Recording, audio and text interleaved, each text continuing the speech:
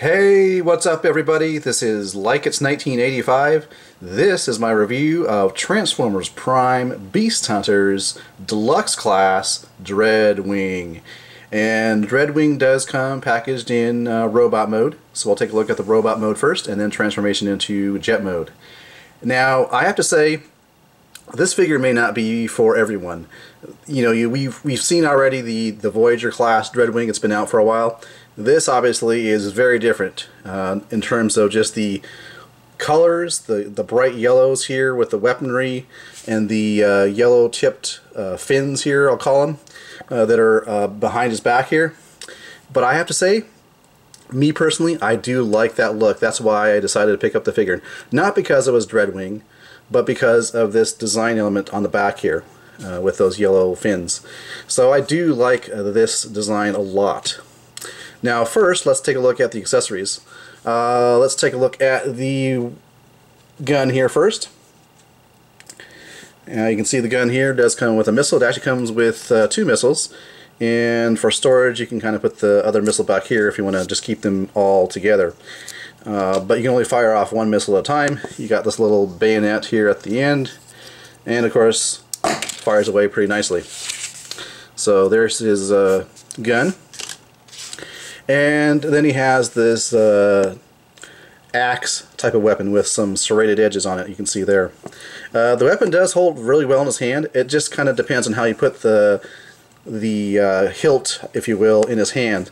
If you put the weapon handle in straight down like that, it holds in pretty well, but I found that if you put it in from the side, it's kind of loose. So just depending on how you put it in into the actual hand will make a lot of difference in terms of how he holds it. Now, moving on to the figure itself. Again, I love these fins, whatever you want to call them, on the back here. You can see a look from the back, and you can see how obviously these are going to form the two wings for the jet mode. But fantastic yellow fading into just the gray plastic. Pretty nice. Very, very cool head sculpt, as you can see there. It might be a little small.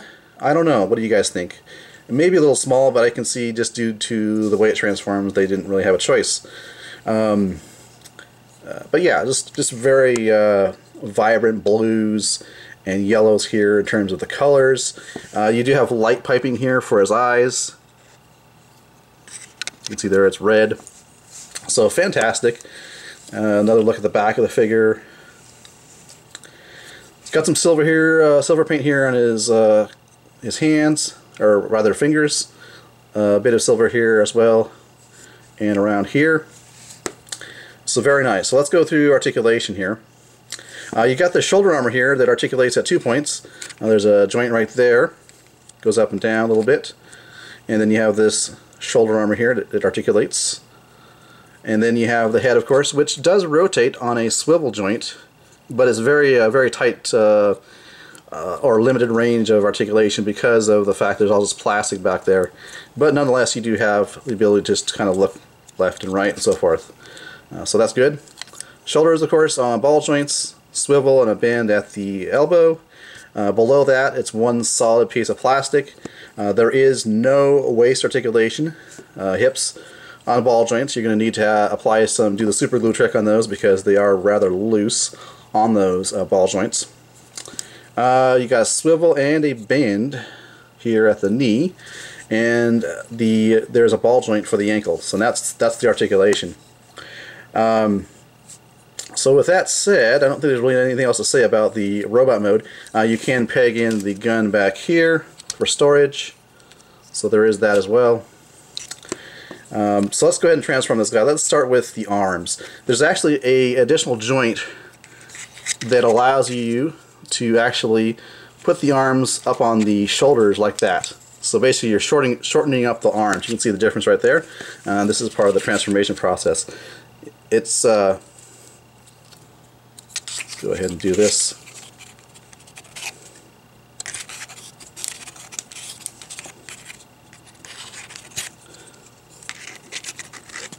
There we go.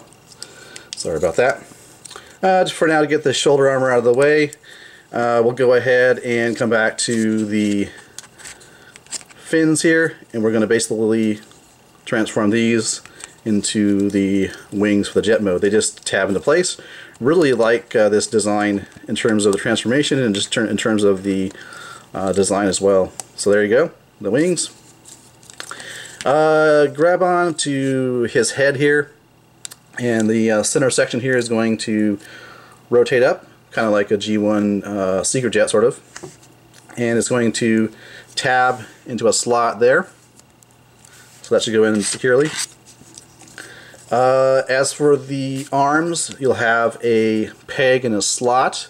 There's a slot right there, so we want to line the peg, or rather the tab in the slot, such that, of course, they tab into place in a secure fashion, like that. So, I'm going to leave these for last here. So take the chest area of the robot mode, untab it from there, swing it back around like that, legs go back, and it actually will tab into place. There is a slot there and a tab that's going to tab into place, and you want to take the feet here, rotate them like that, and then again there's going to be a tab and a slot. Line those up and they should tab into place nicely. Now, there are two ways you can deal with these bits here. You can actually put them back like this, and the instructions show at one point that you're supposed to put them back kind of like this, in this arrangement here, like this. And you can certainly do that. You can see there's the sort of like the intake detail. So you have it looking like this.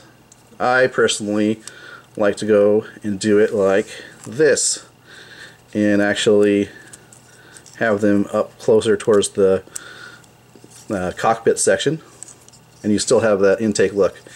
And finally you have the landing gear here. So there is the jet mode for Beast Hunter's Deluxe Class Dreadwing. And of course it does have some, it is very kibbalicious. You can see there are the hands, there are the chicken feet, a la Revenge of the Fallen Starscream, or the movie Starscream. And the legs are pretty much integrated into the body, but that's not too bad. So let's take a look at the jet here in detail. Look at it from the front here. Top-down view. Again, you have the weathering here that's common in the deluxe class, weathering or battle damage that's incorporated into the plastic, at least on the deluxe figures anyways. So you got that on the wings here. A nice gold Decepticon symbols there on both wings. So there's a top-down view. Look from the back here. We can adjust the chicken feet a little bit there. Look at the bottom here again. So overall, it's a jet. Unfortunately, it is very kibbalicious. As for storage of the weapons, well, you can take the gun here, plug it into the peg, and plug one missile here just for storage. Take this other one, load up the gun here for firing, and then on the bottom here there's this hole, and you get the landing gear out of the way. This actually goes into here, and there you have a look with it fully armored. So just a look at this from the front, something like that, a little bit. Side, top down view, there you go.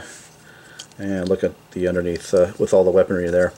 Rather silly, of course, so, but at least you can store the weapons on the vehicle mode or the jet mode here. But these are rather silly, so I'm going to take these off. So, what do I think of the figure? Well, like I said before, I think it looks better in the robot mode. The jet mode, is compromised by the chicken feet and the hands here showing. Other than that, looks like a pretty decent jet actually. I love the robot mode. I love the fins on the back, really cool. So for sure, this is not a figure for everyone. Not everyone's going to love the design, and certainly everyone's probably going to hate the chicken feet and the hand showing. But I like it. I mean, I don't like the fact that there's kibble here, but I like the robot mode, and that's where the figure is going to be staying in, is robot mode, so on my shelf, so it doesn't really bother me too much. Alright, thanks for watching everybody. This has been my review of Transformers Prime Beast Hunters Deluxe Class Dreadwing.